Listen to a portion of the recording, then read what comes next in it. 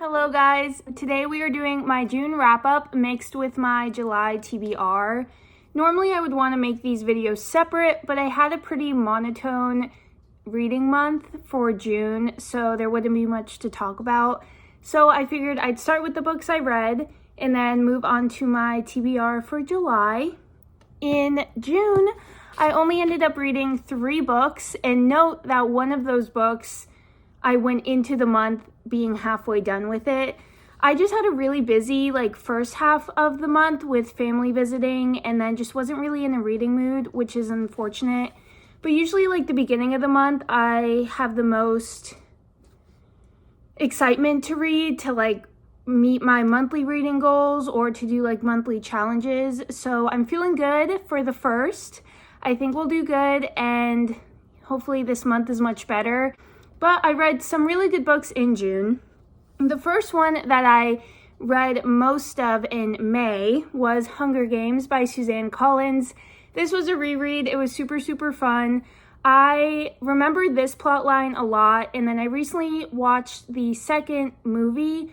So I remember those 2 plot lines a lot, but I've never read the third book. And I know the main plot that happens in the third book, but I'm definitely excited to read it for the first time and get more description, because I also haven't seen the third movies in forever.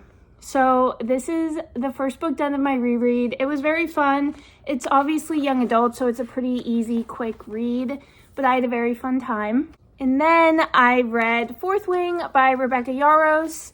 Along with everybody else, I absolutely love this book. Oh, by the way, so I plan on rereading a lot of the popular series from my childhood, and I'm not going to rate them just because they hold so much nostalgia, and they're obviously good books that I don't want to look at them with too critical of an eye. And also I feel a lot of the times young adult is sometimes harder to rate because I don't want to be critical in my adult brain and say the writing was too simple when it's perfect for that age group. So this is a no rating. I loved it, but we all know that, so there's that. Fourth Wing, I rated 5 stars. I read this in my most recent video, which is a weekly reading vlog, and I talked a bit more in detail about this.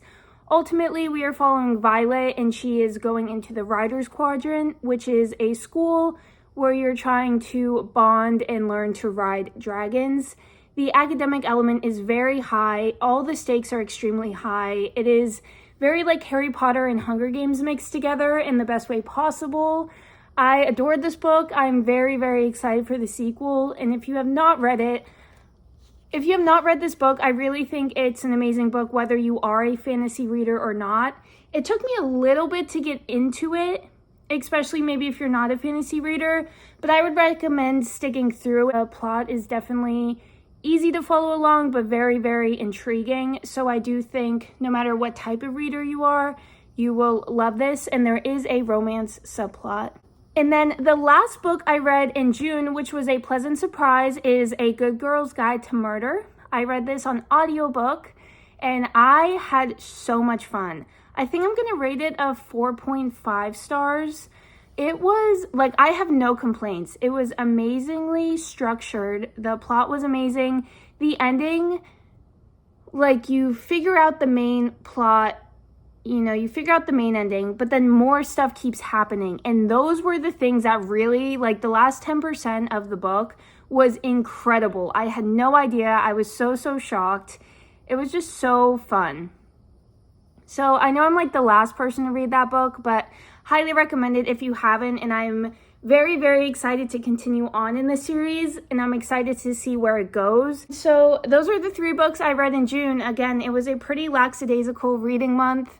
I was pretty busy, semi in a book slump, but I am excited for this month. In no particular order, I'm going to go through my July TBR, and I wanted to start out with 2 books I am in the middle of.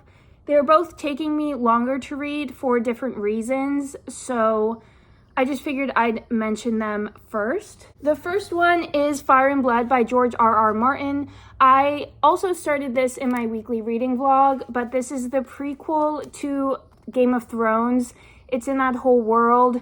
I have only gotten about 50 pages in, and it is definitely going to be a slower read. It is extremely high fantasy, and at the moment is reading like a history textbook, but in this fantasy world. So I'm hoping that changes slightly, but I definitely think I'll be reading like 20 to 50 pages at a time whenever I have the time to use that brain power. So we will see how this goes this month. And then the other book I'm in the middle of is For the Throne by Hannah Witten. This is the sequel to For the Wolf, which is one of, if not my favorite book. This is the second book. It is a duology, and I'm loving this so much. It's just so fun. I've been reading a lot of it the past couple days, so I think I'll finish this sooner than later, but I'm about halfway through. This one is taking me longer because I'm annotating it quite heavily. I just want to be able to look back on it. I want to like offer my friends annotated copies. So like I can't read this at like 3 a.m. under the covers, you know? So it's taking me a little bit longer, but I'm very excited to finish this book and just scream about it because I love it so much. Okay, again, in no particular order, I'm going to go through the rest of my TBR. First, I have Twisted Love by Hannah Wong.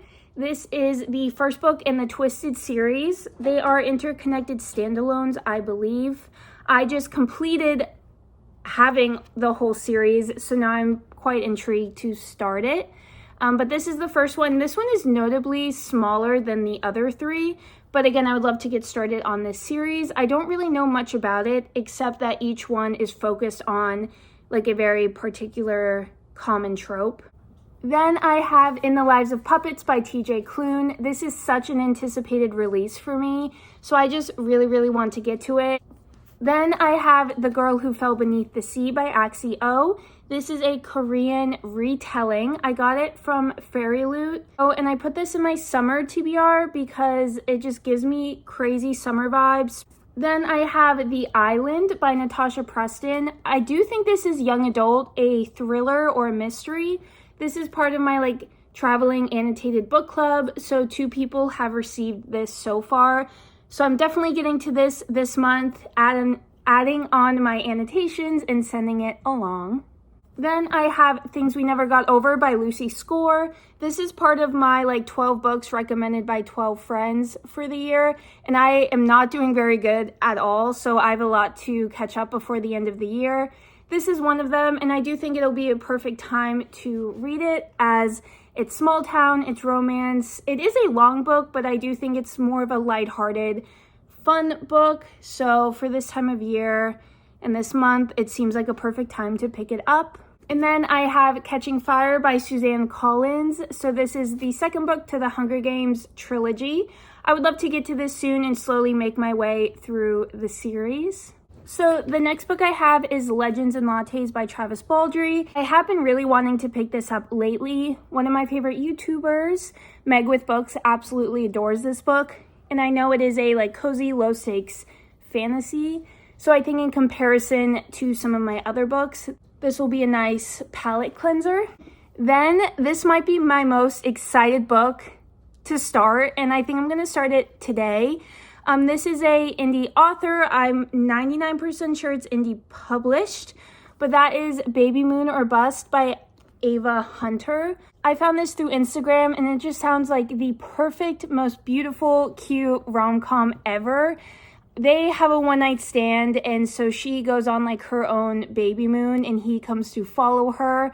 I'm pretty sure he's described as like a grumpy forest man, and she obviously seems super cute and fun. And this paperback, like the construction is incredible. It is so floppy, but I am just so excited for this book. So I actually think I'm going to start reading this today. Then I'm going to hold off on my summer-ween choices for the most part because I want to kind of pick what mood I am for like a thriller in particular. Sorry, my cat's right there. But the one I'm sure I'm going to read is Southern Book Club's Guide to Slaying Vampires by Grady Hendrix. This is a recent purchase of mine. I love the cover, but I've always been hesitant on picking it up. It perfectly matches... He just keeps walking back and forth. It perfectly matches the read a book with a black or orange cover prompt because it is black and orange. But I think I'm either gonna love this or hate it, but I think that's kind of the general consensus. So we will see, but I'm definitely excited to bring some fall spooky vibes into this season. The last book was also in my spring summer TBR, and that is The Magician's Daughter by H.G. Perry. This just seems like such a sweet, cute fantasy, and the synopsis kind of reminds me of House in the Cerulean Sea, but I really have no idea what it's about. I've never seen anyone talk about it. It just seems so cute and perfect for the warm weather. So those are all the books on my July TBR. I also want to come up with some fun like TBR games to help create my TBR for certain months, depending on if I have like plans specifically for that month or not. So let me know down below if you have any fun ideas of how I can decide my TBR, especially for August, because I have no idea what like the vibes are for that month. Thank you guys so much for watching. I hope you love the content. Let me know how everything is, and I hope to see you very soon. Bye.